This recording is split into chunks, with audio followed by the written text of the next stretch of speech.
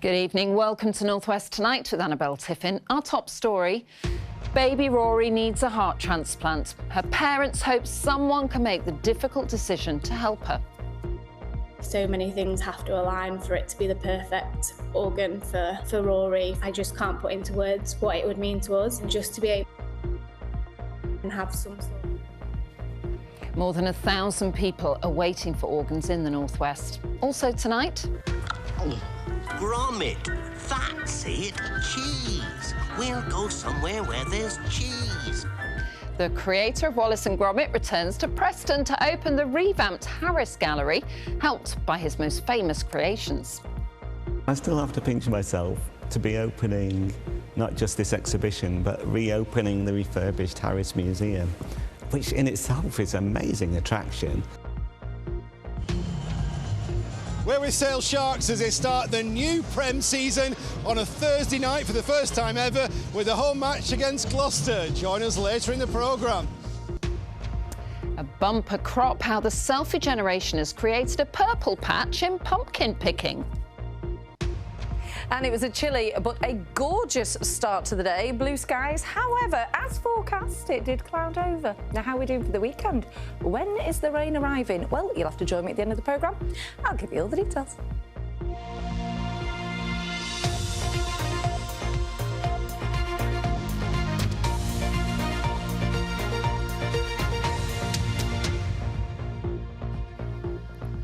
Now, this week is Organ Donation Week, and new figures show that more people than ever are waiting for a transplant. One of them is 6-month-old Rory from Cheshire, who desperately needs a new heart. Across the country, there are 8,000 people on the list, and 1,000 of those live here in the North West. Juliette Phillips has been speaking to Rory's mum, Bex.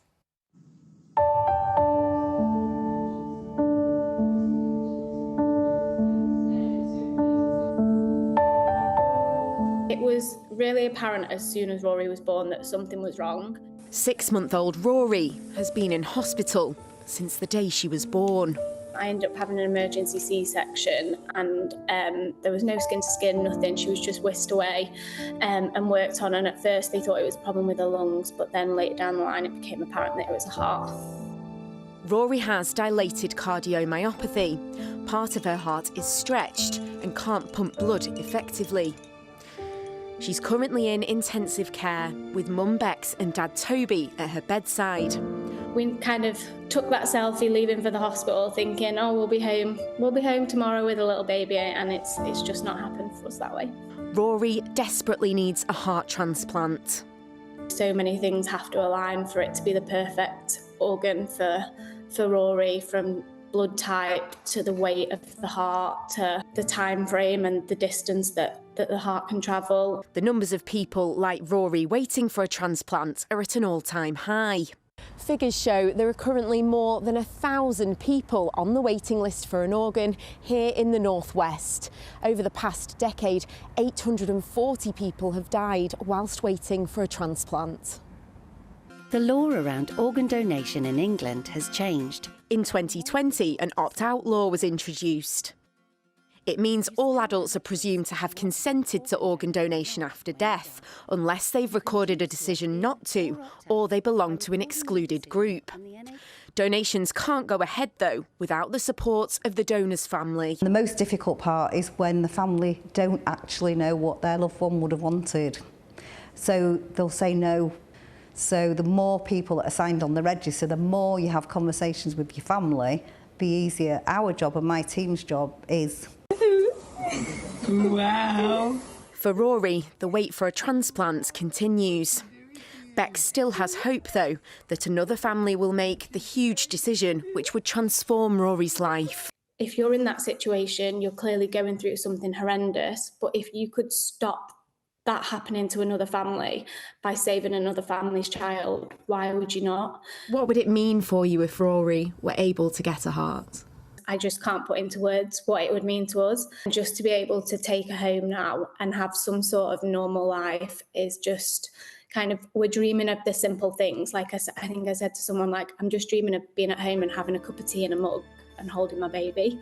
Like, nothing extravagant anymore, just yeah, the simple pleasures in life of having a healthy baby. That's all we want. And we wish them, of course, all the very best.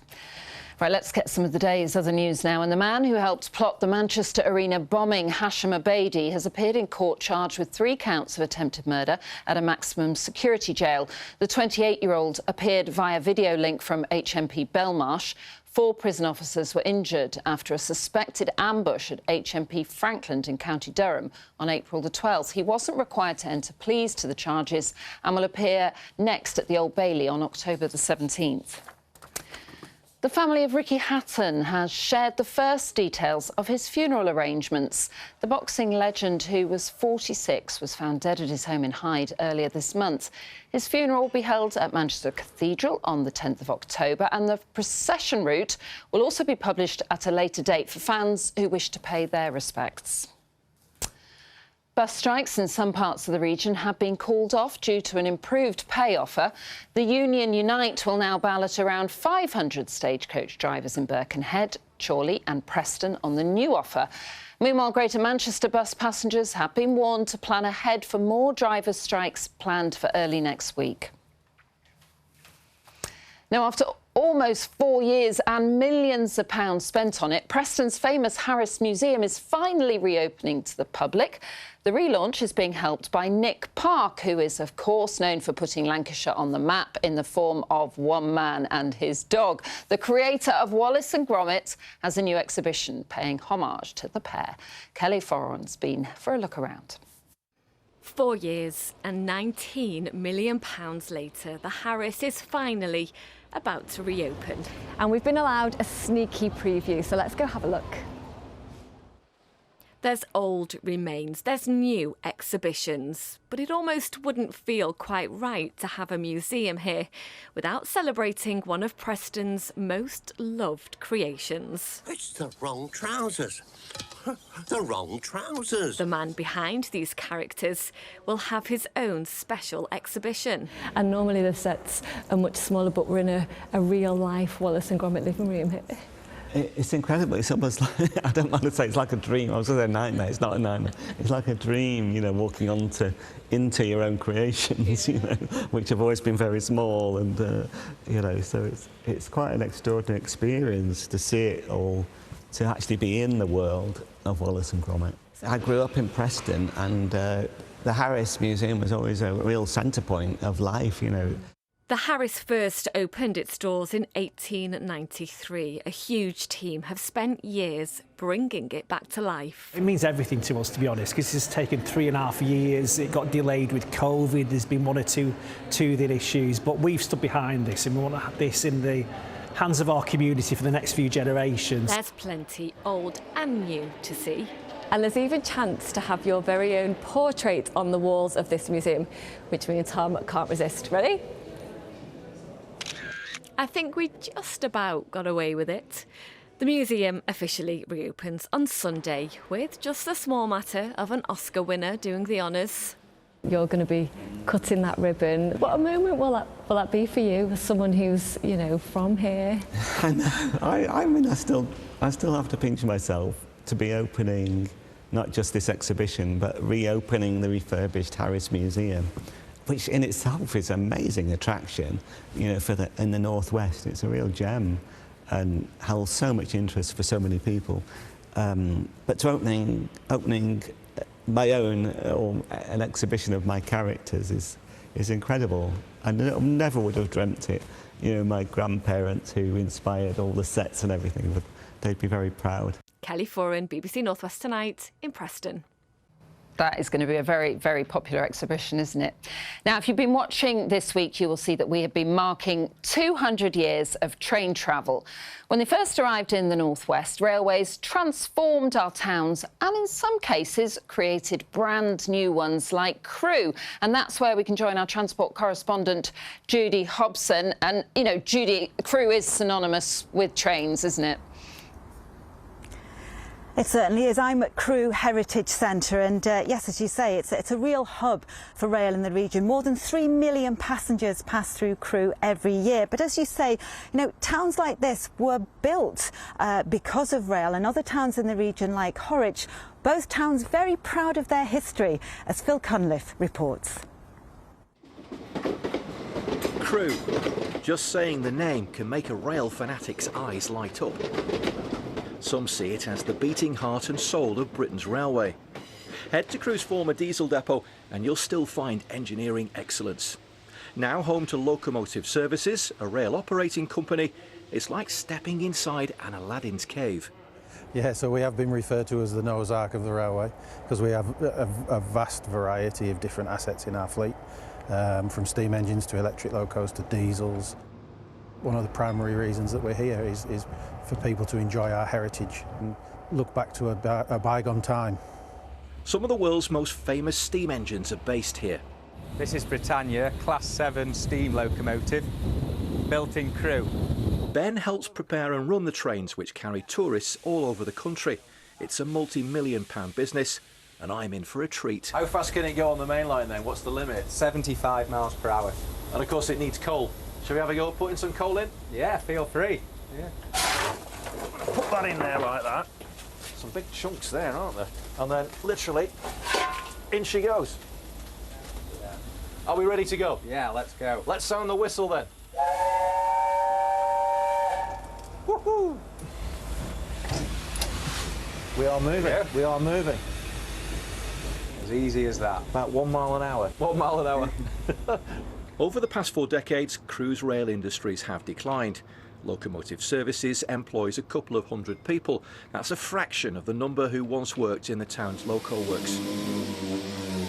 Yet, the prestige of working in Crewe and keeping the history going is not lost on the likes of Mike. I was taught and then brought up through the industry by 2 guys that had worked in Crewe Works from 16 apprentices all the way up to retirement. So they've really instilled that sense of heritage and pride that the painters would have had back then. We don't like to leave any spot untouched because you know it'll be that one spot that gets noticed. 32 miles north of Crewe, near Bolton, is Horwich. And just like Crewe, it has its own rich rail heritage. The Lancashire and Yorkshire Railway built its loco works here. At one point, it provided jobs for almost half the town. Tens of thousands of engines pass through its workshops. Few people realise that Horwich was one of the 6 main railway towns in this country. In the 1880s, it was a tiny village. Within 10 years, 12,000 people, they'd come from all over the country to work at the works, and the works had built the town, and it did so for the next 100 years. By 1983, the works was losing money, so British Rail closed it. Today, the tracks are gone and most of the buildings too. The 60-acre site is fast becoming a giant housing estate. This is a model of the loco works as it used to be in its full glory. But not everything is lost, thanks to Stuart and volunteers. 40 years ago, they founded a heritage centre to keep the memories alive. It's like it makes the sound that the train makes. There was an engine designed by John Aspinall called the 242 tank, number 1008, and it's now in a museum. Yes, I think we should remember it because it was hard work. What I know, we have like AI to manufacture it. Back in the sheds at Crewe, you won't find any artificial intelligence here. Everything is made and mended in the traditional way, ensuring that the old skills are handed down before they die out. Phil Cunliffe, BBC North West Tonight. Well, that was a bit about the history of Crewe, but what about its future? Of course, it was supposed to be a hub for HS2 in the north. That looks like it's not going to happen, though. Well, one man who knows a thing or two about rail is Tony Miles from Modern Railways magazine. Tony, what do you think the future of Crewe is? It's a bit uncertain, really. We've got the trains behind us that were built by the proud factories in Crewe years ago. They've closed down now.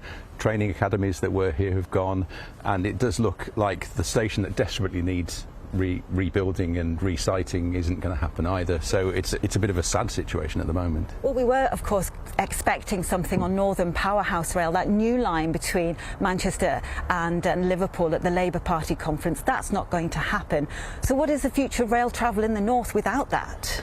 It's going to be a struggle going forward. There seem to be a lot of people that don't understand how much improvement is needed, and the new railway to get freight out of the port of Liverpool and to provide more capacity for local passengers to get into Liverpool and Manchester and across the Pennines.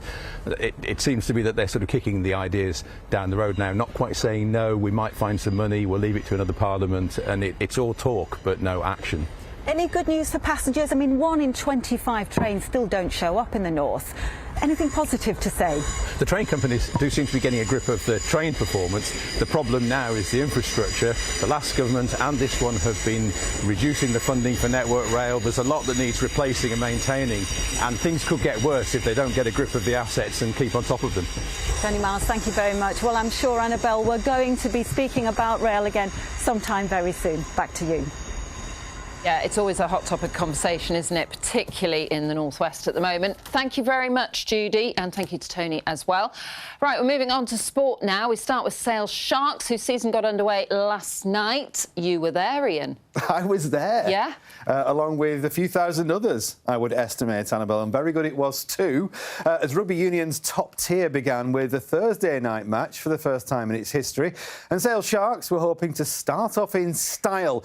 Now, it's coming up to 20 years since the club's only Premiership title win, so might this be the season they do it again? Well, as Annabelle said, we were there as they hosted Gloucester in the Prem, as it's now been rebranded. New season, renewed optimism at Sale Sharks. It's nearly 2 decades since their last Prem title win, but regular top 4 finishes have shown they're not far off. We're coming up to, literally this season, 20 years since the only Premiership, or Prem, win as it is now. How good would that be, that symmetry 20 years on? It's obviously been bubbling ever since Alex Sanderson joined us, which was just at the beginning of 2021. So out of those 5 seasons, he's got us to 4 semi-finals and 1 final. I think everything's falling into place.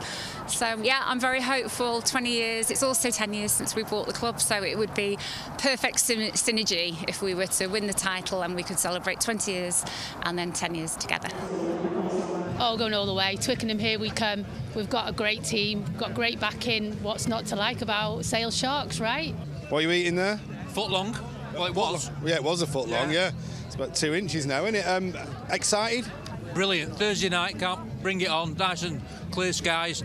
We're in for a win tonight. As long as we don't lose too many players, for our perspective, to the internationals, we'll be good this year. And loyal fans. Loyal fans back to cheer them on. And I think that the brand that Sale Sharks has and what it does in the community really stands for something as well. I think they're making a real difference at grassroots level. How excited are you about tonight, the start of the season? Very excited. Very excited. Looking forward to the game. It's going to be great. I'm giving us 26-0. Tell you what, you can really feel the heat from those flames with all this hair product on. I'm surprised my hair's not set alight actually, but here come Sale Sharks. Should be a good one, this. And it was, but only after a slow start. Sharks scored the game's first try but failed to build on that, and by half-time trailed Gloucester.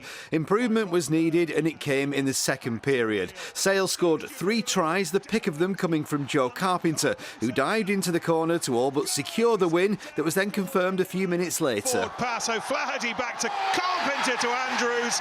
4th try, perfect start to the Gallagher Prem season. Ecstatic after that. Obviously, first game at home with a 5-point win is massive for us. A try? And a try, yeah, is always nice. Always nice to get over the line. But in the past, I reckon we could have spiralled, could have been a bit frustrated in that area of nip and tuck where it was really tight. We stuck to plan, played in the right areas of the field and got the result we wanted. Well, how do you assess that, my friend? Squeaky bum for like 70 minutes, really. A game that shouldn't have been as close as it was, and it ended up being really tight. You know, I was really impressed with the lads stuck to task, didn't get frustrated by not getting the reward for their efforts, and then it opened up last 10 minutes. So, I'll take 5 points any which way I can, and tonight was a good one in the end. Next up for Sale, an away trip to Bath. And we'll be following the Sharks closely throughout the season. Well, that game was played on Thursday so as not to clash with the Women's Rugby Union World Cup final this weekend. 3 Sale Sharks players are in the England squad that will play Canada tomorrow afternoon. Amy Cockaine and Morwenna Talling will start. Holly Aitchison is on the bench. I think, you know, having Morwenna Talling out there, who's obviously been playing for us previously, and Holly and Amy also representing, coming up north to play their rugby is super exciting, and the exposure that the World Cup's had so far, never mind the exposure it's going to get at the final, is just crazy, so super exciting. Yeah, the final's live on BBC One from 3 o'clock tomorrow afternoon. Now, the Super League playoffs are upon us. And first up are Lee Leopards. They host Wakefield Trinity, having just achieved their highest ever Super League finish of 3rd. This was how they warmed up for the playoffs with a comprehensive win over Huddersfield Giants last week. Tomorrow, St Helens are at Leeds Rhinos. In the Premier League this weekend, Manchester United go to Brentford. Liverpool are at Crystal Palace, while Burnley, who last week drew at home to Nottingham Forest, visit the ever-improving Manchester City. The Clarets surprisingly got knocked out of the League Cup by Cardiff City in midweek, you might remember. Everton host West Ham on Monday. Lancashire have today ended their disappointing County Championship Division 2 season with a win at Glamorgan. Set a victory target of 133, the Red Rose won with 7 wickets to spare, with George Bell getting the winning runs.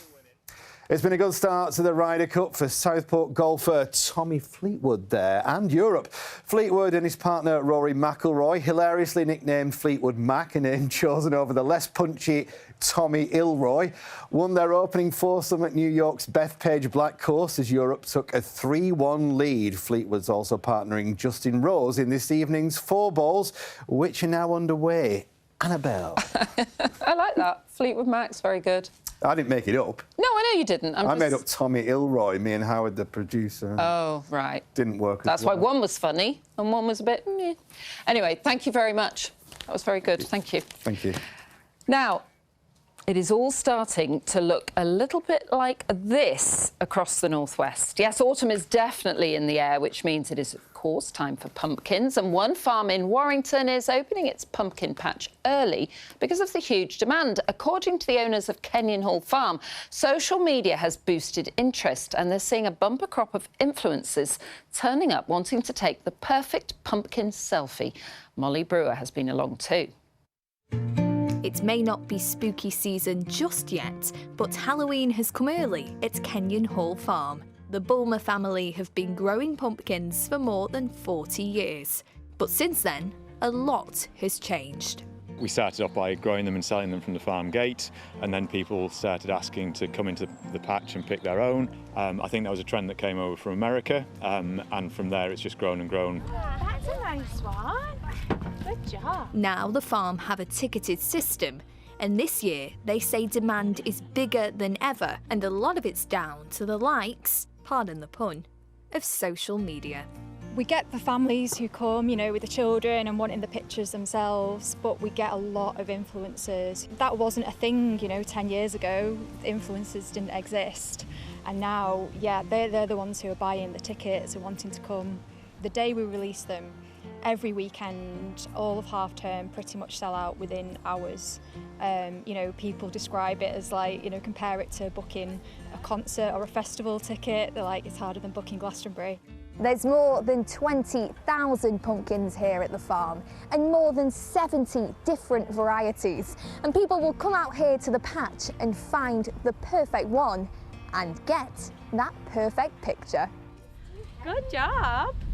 The backdrops that you can get like perfect content here and perfect pictures here, like even not even to use on social media but like beyond as well. Like a lot of people like having them photos and that content to have as like a memory. I first just started blogging my life as a solo mum, and it's just been really nice to be able to capture content and share it with other families for them to enjoy. How many photos will you take? Loads. I always try to take loads and then just pick out of those. Even in the shop.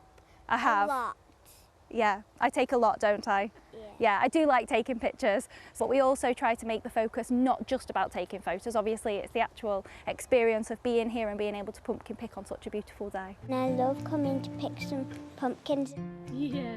From the day she was born, she's been in front of the camera. I've been like just constant taking photos of her because it's one of those things as a mum, you're just constantly just wanting to take pictures. But you don't mind it, do you? You don't mind.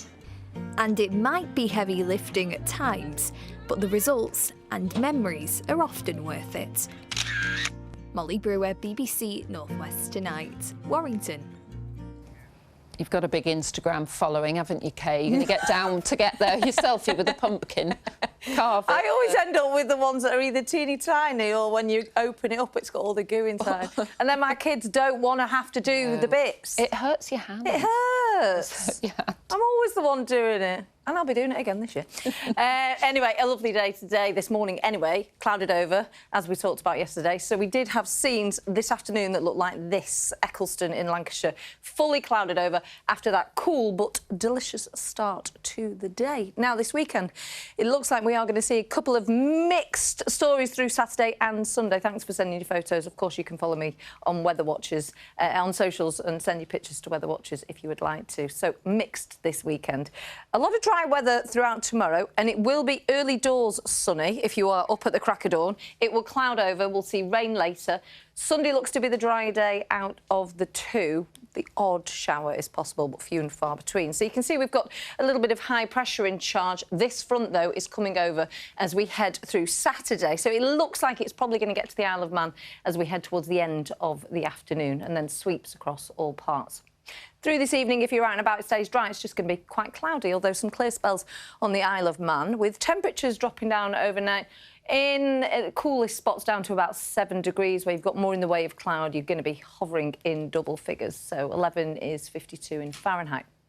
A southerly breeze, so still staying relatively mild. Tomorrow morning we will see some brightness, some sunny spells at first, but we are going to get cloud increasing. Now, a very small chance of the odd isolated shower at first, but it's this cold front that starts to sweep in over to the Isle of Man towards the end of the afternoon. Elsewhere it stays largely dry until we head towards tea time, and we're going to get temperatures about 15 or 16 degrees. So tomorrow night expect to see some rain, and for the Isle of Man and coastal parts there will be some heavy downpours. That clears as we head overnight into Sunday.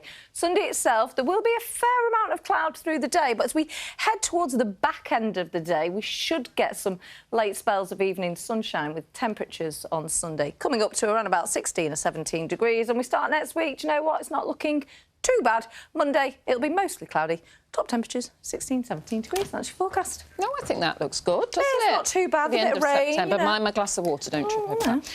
Now, before we go, Irene Reid is believed to be the country's longest-serving lollipop lady, and today she handed in her lollipop for the final time after more than 55 years. Oh, she's began helping children at Longridge C of E Primary School in Lancashire crossroads safely in 1969, and one of them is now the school's head teacher who joined her for her last crossing today. Happy retirement, Irene. I love that. That's great. So you can have a lie-in now, Irene. Enjoy. Have a lovely weekend, everyone. Bye-bye.